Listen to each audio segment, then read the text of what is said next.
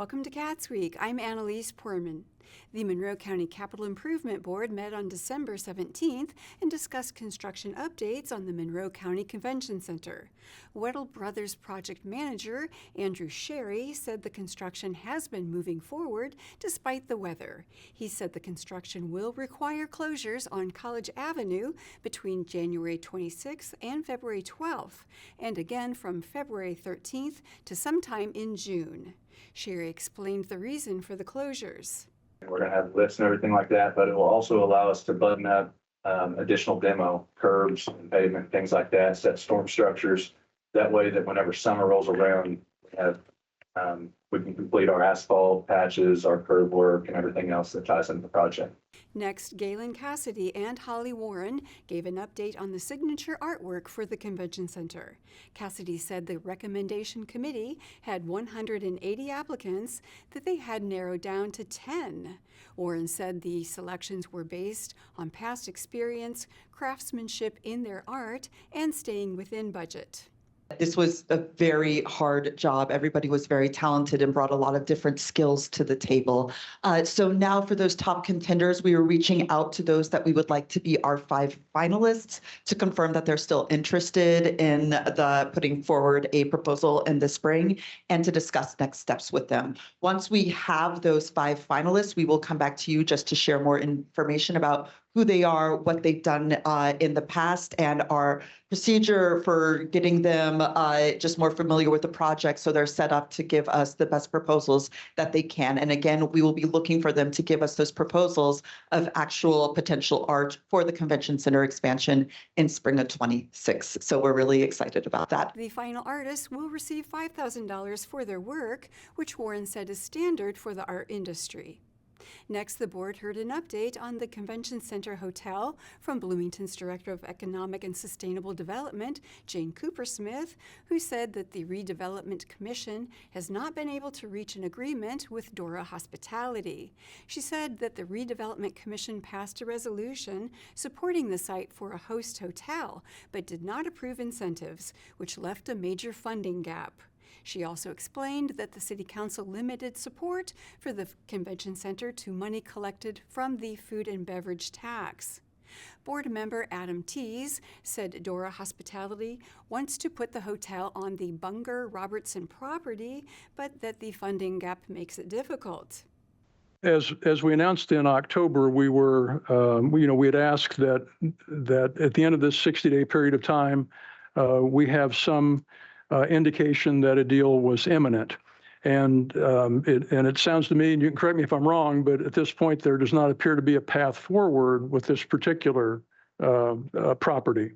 To tighten the funding gap, the board has reduced the scope and amenities of the host hotel.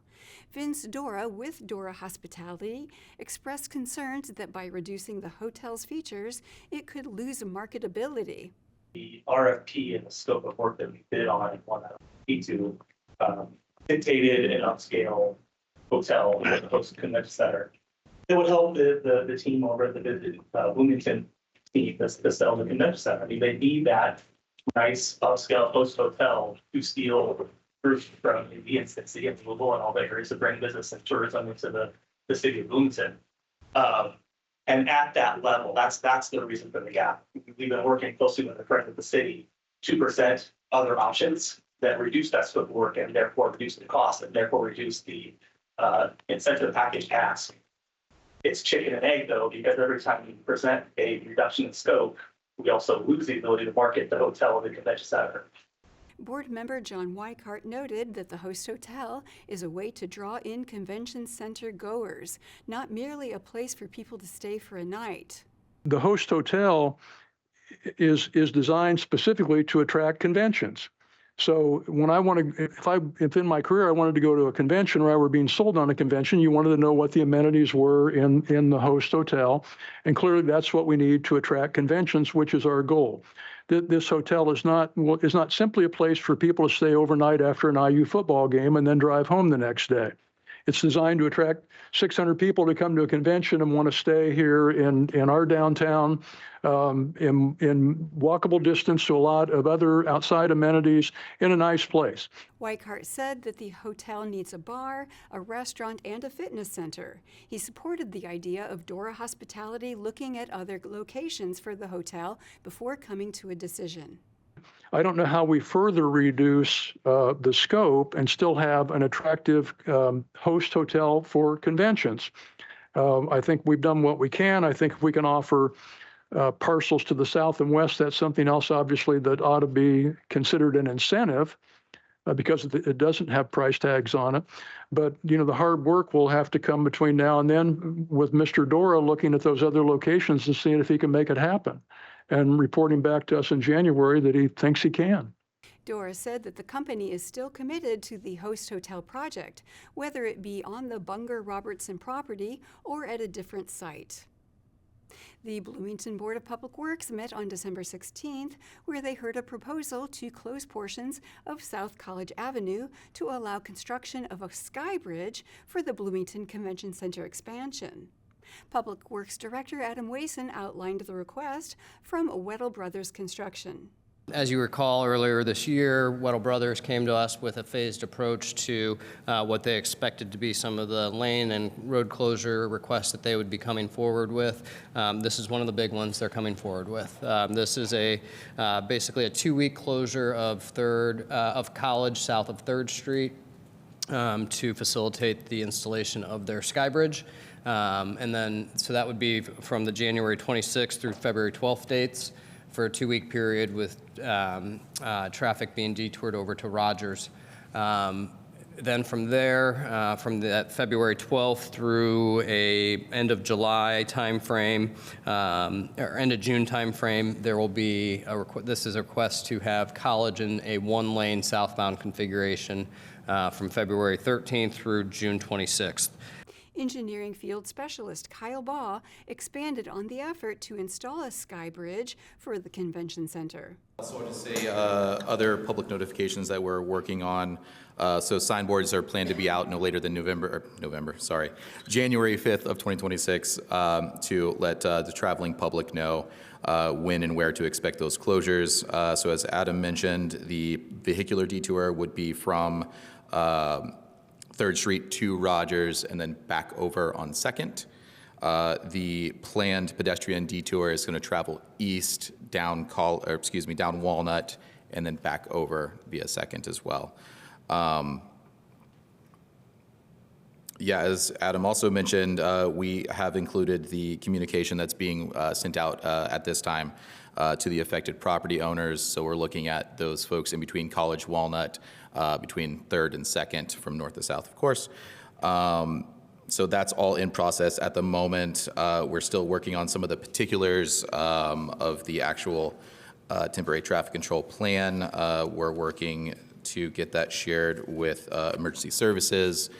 So we really feel like we're crossing as many boxes off as we can for something this large, but we still have some time to get it all wrapped up. Board Secretary James Roach asked about access to the traffic control plans for the project. Baugh said he will make sure board members have access to that information. I seem to recall during yesterday's work session, the packet included the actual maintenance of traffic plan, and I don't see it in today's final packet. It just had the 2 maps. What we included were the 2 maps showing where the phasing of the closures. I don't know that we've kind of gone back and forth with you all on, do we give you the full maintenance of traffic plan with all of the tiny little legend items showing you where every single sign is based on MUTCD standards for temporary traffic control plans? Getting this down finally. There's probably a happy median between nothing and the full engineered plans. Yeah, so did we? That median was added today. I don't know if we added it too late to get it included in the. It should be, you should have it on paper. I'm so sorry. Yeah, and that's my. It's just an adjusted map, I think. Yeah, so this will show the planned detours for these for each closure. And my apologies, it wasn't on there originally. No, quite all right. We talked about it in our permits meeting this morning. I was like, I think we want to put the Reader's Digest version of this detour in there without everything, so that's why you got the printed copy for this today. Board President Kyla Cox-Deckard asked about coordination with properties affected by the closure.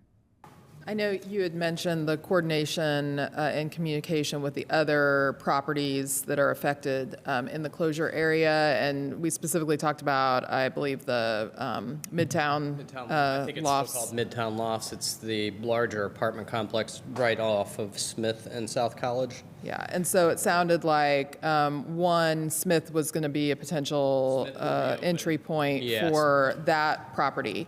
I'm curious about My Sister's Closet, which sits in the same zone. What's the access point for them during this closure and detour? So that's a part of the detail that we requested from Weddle Brothers. I don't know if, Andrew, you've spoken to any of them on that level of detail just yet, but we will be having a requirement for all of those properties to have an access plan for this period of time. And it may involve having to come north on Walnut to Smith. And To then kind cutting of circle. across Yes, at because a Smith will be certain- open and Walnut will be open south of Smith. Like, it isn't going to have construction activity there, so it may require My Sister's Closet patrons to come either up Walnut North, west on Smith, and then back south on College, because Smith and College will be open to traffic. The board approved the closure request and noise permit unanimously. At their meeting on December 15th, the Bloomington Redevelopment Commission heard a resolution regarding the host hotel for the Bloomington Convention Center expansion. Director of Economic and Sustainable Development, Jane Coopersmith, said this resolution concerns Dora Hospitality. She explained that a gap in funding is preventing the city from making any progress on the hotel. From the beginning of those negotiations or discussions, the hotel developers described a significant gap in order to deliver on the scope of the host hotel. When the city, on our side of the negotiations, required full land value as was previously requested, that amount simply appeared as a subsidy, required subsidy in a different part of their pro forma. So the city considered a range of partnership structures to determine how best to advance the project at the site. And this body approved expenditures totaling $400,000 to advance investigation of the site and design of the building while it continued negotiating with the developer. Initial site work, like soil borings, has gone forward. No design work has advanced in the absence of a letter of intent with the developer. Corporation Counsel Margie Rice said the resolution does not establish an agreement with the hotel developer. The resolution before the commission would simply indicate that the Redevelopment Commission supports a hotel at the convention center. Not do. This resolution shall not be construed as approving the final development terms, a land conveyance, or a specific financial structure, all of which shall require separate RDC review and approval. You are not negotiating in this resolution a deal with a hotel developer. So let's just get that off the table. What you are doing in this resolution, if you pass it, is signaling to the world, to the city council, to hoteliers, to the CIB, that the roughly 2.4 acre bit of land that you own that is in need of redevelopment, it is an underdeveloped property in downtown Bloomington. You are signaling that you think this is a good location for a hotel, and you may make it available at a nominal cost. Nominal meaning, by dictionary definition, very small or below the real value or cost. Not saying you are, just saying you might. Deborah Meyerson added an amendment that removed language that could be interpreted as committing the city to sell land at a reduced or nominal cost for the host hotel. The commission passed the resolution as amended, with member John West voting no. The next Redevelopment Commission meeting will happen on January 5th. The Monroe County Commissioners met on December 18th. The meeting began with County Health Administrator Lori Kelly providing an update from the Health Department. According to the Indiana Department of Health dashboard, as of December 16th, there have been no increases in emergency department visits for COVID-like illness, but wastewater concentrations are continuing to trend up. According to data from Wastewater Scan, we are now seeing moderate levels of flu, but very low levels of RSV. The health department still has free COVID tests available. Anyone can walk in Monday through Friday from 8 a.m. to 4 p.m. to pick up free tests. And the public health clinic located at 333 East Miller Drive has vaccines available. You can call 812-353-3244 for an appointment. Later in the meeting, Highway Director Lisa Ridge discussed a change order for the Morris Creek Road Stormwater Project. So our milestone Morris Creek Road project, they paved it last November, so November 2024. They spent 2025 doing minor finishing up touches. So we're closing out the contract and getting out everything finished out. So the total of our underrun was $74,628.58. There was one a change to the treatment of the subgrade that cost an additional $6,939.40. So our total underrun was $67,689.18 below the contract. The commissioners approved the change order, and then next, Resolution 2025-58 was introduced regarding notice to homeless encampments. Jeff Cockrell explained. At that work session, the request was that the commissioners allow or require 30 days notice in the event that we are going to remove a homelessness encampment. So this resolution recognizes that. It also recognizes that we won't issue that 30-day notice until March 2nd of this year, or next year, 2026. Sorry, in the future a little bit there. And that this is enforced unless the commissioners get notice from, or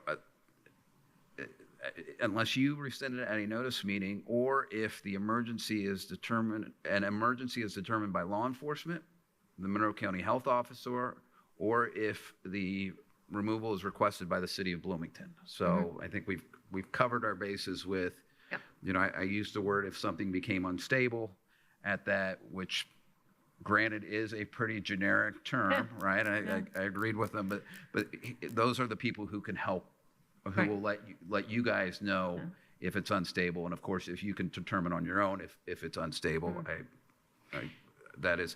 And then it also has a section that where you are going to request other Monroe County and City of Bloomington elected leaders to meet and discuss steps to address the homelessness in the community. So those are kind of the two components of this resolution. County Council member Peter Iverson made a public comment regarding the new resolution.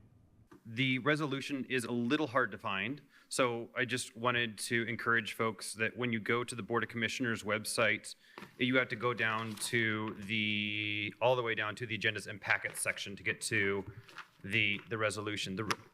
I will say the meeting on December the 11th was really helpful, and the County Council stands in solidarity with you in wanting a working group to talk about these issues. Clearly, this resolution is a first step toward that, and we see it as that. And I would just encourage you in the now therefore section that when you direct people to give that notice, that 30 days notice, that it not only include Monroe County staff, but also those street outreach folks, particularly through the contract that we have through HealthNet. So thank you for this, and I look forward to continuing this conversation. Another public comment regarding the resolution came from a resident of the Thompson property, Ashley Chaunting. It is, honestly, it has so many caveats as to make it almost meaningless as protection against winter evictions. And it is very concerning to me, the lack of transparency and the lack of community involvement that are involved in the proposed next steps. So we also look forward to continuing this conversation with you guys via the means available to us. The next Monroe County Board of Commissioners meeting will take place on January 8th. The Monroe County Community School Corporation Board of Trustees met on December 16th. President of Monroe County Education Association, Jenny Noble-Kuchera, discussed a resolution on the agenda which would eliminate the Title I teacher supplemental pay stipend of $2,000 per year. She asked what could be done to help retain teachers. We have roughly 225 teachers who will no longer receive this supplemental pay. It will be a decrease for them. And so the question that I'm asking here on their behalf is, what are the alternative sources? It seems to us that the legislature with this just has one more notch on their belt of public education dismantlement. So the teacher appreciation grants from the state, they're only going to go to potentially 13% of our teachers. And that's only if the IDOE deems them eligible. So my question to our community, to the school board, and to our administration is, what then can be done to help retain the teachers who work hard every day directly with the population of our most school-dependent kids? Thank you. Jeffrey Henderson then presented Resolution 2025-26, Supplemental Pay for Teachers and Priority Schools under Title I Guidelines. Board members Aaron Cooperman and April Hennessy commented on the discussion, saying that it is a hard decision to make. And I suppose on the heels of that, just to say that it's a hard decision because we so greatly appreciate the teachers that serve at our Title I schools. Yes. As we appreciate all of our teachers, but we understand that that comes with special challenges. Indeed. And we implemented this because we understood those, particular challenges, especially in retention. But, I do think that we know that at this point, we are in this spot where we have to make these kinds of fiscal decisions in order to, be able to make other sorts of sort of offerings. And so, yeah, I agree.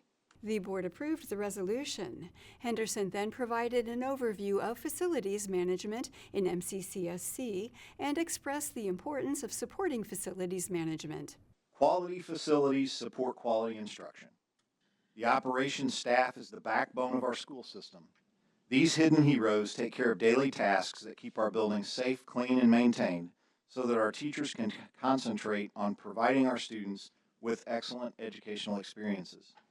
The Director of Building Operations and the Director of Construction, Facilities, and Safety, along with our skilled maintenance staff, monitor the uptime rates of our HVAC systems, our pool filtration systems, our fire alarm systems, our plumbing systems, and our electrical systems.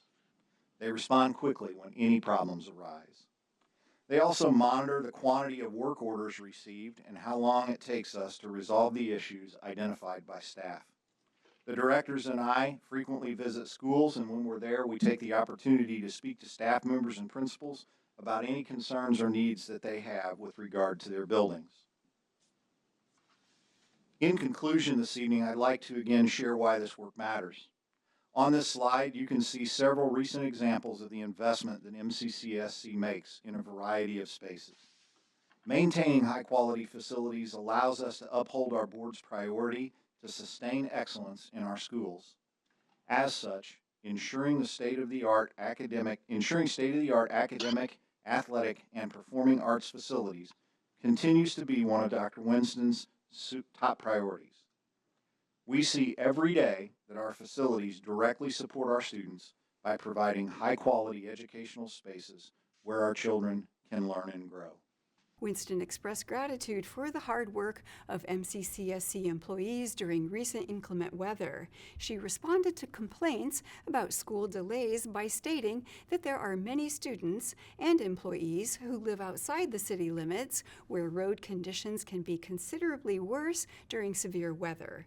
Winston expressed that safety and security of employees is, quote, one of the hardest decisions that a superintendent has to ever make, end quote. I want to take a moment just to acknowledge our deep, deep appreciation and recognition of our facilities team.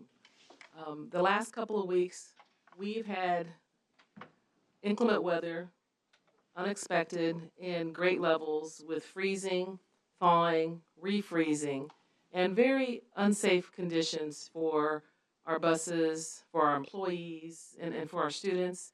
And what many people don't know, and what Dr. Henderson was really alluding to, is the fact that while many of you are sleeping, they are out getting business taken care of. And so I definitely want to just begin with just that acknowledgement of appreciation. When he talked about the number of tons, how many tons of ice melt did you say? 250 tons or something like that? Yeah. That's just unbelievable. And yet they do it quickly, they do it without complaint, and probably not as much of appreciation as our entire community should share with them. I say that because I do recognize that we've had 3 days of weather in December, when generally speaking, we don't get those days in December. We usually get them after the holiday break. So there's been a lot of unexpected aspects, and there's been a lot of frustration, quite frankly, in our community. There are family members who don't quite understand the decisions that have been made, the factors that go into that decision making, and the painstaking hours and time that it takes to kind of get to that point in time.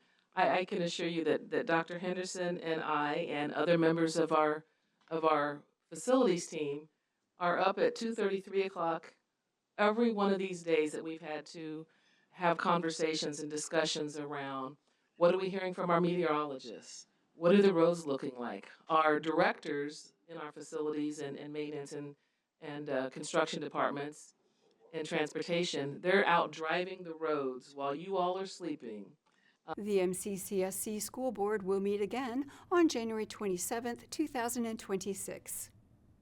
And that is all for CATSweek. Thank you for joining us. For CATS and WFHB, I'm Annalise Poorman.